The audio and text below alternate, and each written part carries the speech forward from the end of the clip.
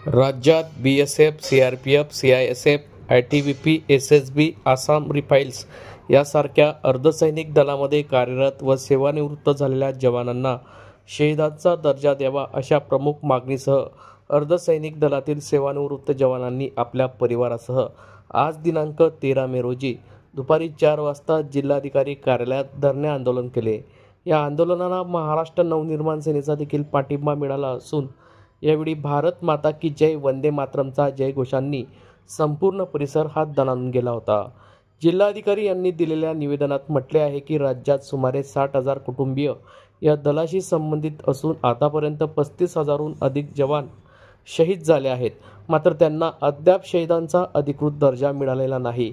यासोबतच या जवानांना व त्यांच्या कुटुंबियांना सैनिकांप्रमाणे महाराष्ट्र शासनाच्या सर्व सवलती मिळाव्यात व स्वतंत्र कल्याण बोर्डची स्थापना करण्यात यावी अशी मागणीही यावेळी करण्यात आली।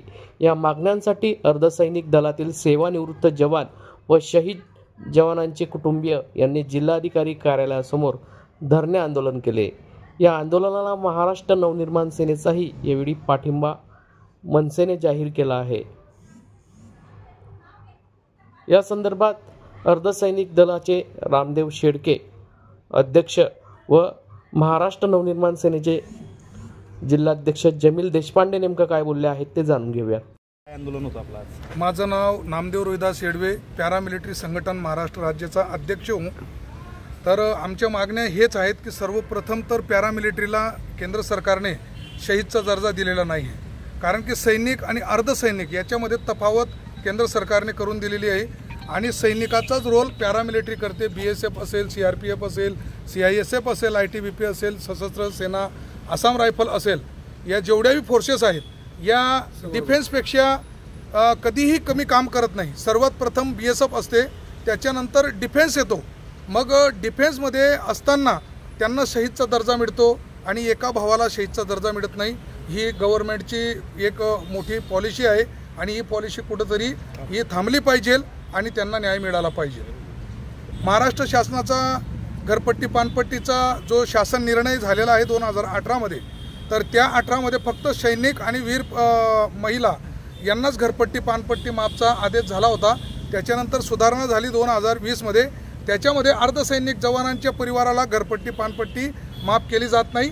ते सांगतात सैनिक कल्याण बोर्ड करणं, तुम्ही सही शिक्का आणा। सैनिक कल्याण बोर्ड फक्त डिफेन्सला आहे, पॅरामिलिटरीला नाही, म्हणून स्वतंत्र सैनिक कल्याण बोर्ड पॅरामिलिटरीसाठी उघडले गेले पाहिजे। आंदोलन होतात काय मागणी? माजी सैनिकांचा मेळावा या ठिकाणी आयोजित करण्यात आलेला होता आणि सन्माननीय जिल्हाधिकारी महोदय इथे अध्यक्षता करत होते।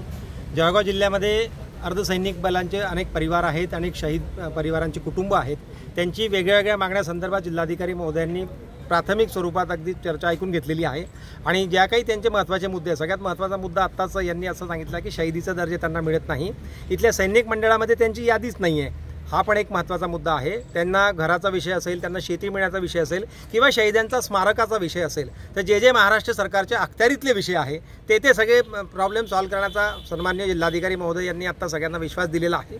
आत्ताची मीटिंग संपल्यानंतर पुन्हा या सगळ्या परिवारांना आणि अर्धसैनिक बलाच्या सगळ्या कर्मचाऱ्यांना सगळ्यांना जिल्हाधिकारी महोदयांनी एक विशिष्ट वेळ आता दिला आहे आणि प्रत्येकाचा जो काही विषय असेल तो सार्वजनिक असेल तर तो सोडवला जाईल। कोणत्याही प्रकारचा अन्याय पॅरामिलिटरी फोर्सवर होणार नाही, त्यांना सैनिकांबरोबरच मानलं जाईल असं सन्माननीय जिल्हाधिकारी महोदय यांनी सांगितलेलं आहे। आम्ही वारंवार या गोष्टी उठवतो आहे। जळगाव जिल्ह्यातील नव्हे, संपूर्ण महाराष्ट्र राज्यात 60,000 असे पॅरामिलिटरी फोर्सचे निवृत्त जवान आहेत, त्यांना शासनाच्या ज्या सैनिकांना सुविधा मिळतात त्या मिळाव्या एवढीच मागणी आहे। जसं इतर सगळ्या राज्यांमध्ये अर्धसैनिक बलांचं मंडळ असेल तसं महाराष्ट्रातही करावं अशी मागणीसुद्धा आम्ही महाराष्ट्र नवनिर्माण सेनेच्या माध्यमातून सन्माननीय राजसाहेब ठाकरे यांच्या माध्यमातून लवकरच शासनाकडे मांडणार आहेत। सरकारकडे गृहमंत्र्याकडे तो विषय येतो, आत्ताच जिल्हाधिकारी महोदयांनी ते सांगितलेलं आहे की गृहमंत्र्यांच्या अखत्यारीत तो विषय येतो, आपण त्यांनाही भेटावं। सकारात्मक जर विषय होत असेल तर हे सगळे सैनिक या देशाकरता राबलेले आहेत, त्यांचा परिवार, त्यांच्या परिवारातले कुटुंब शहीद झालेले आहेत, शासनाने त्यांना न्याय द्यावा, सन्मान द्यावा एवढीच मागणी आज या ठिकाणी होती आणि जिल्हाधिकारी महोदयांनी ती मान्य केली।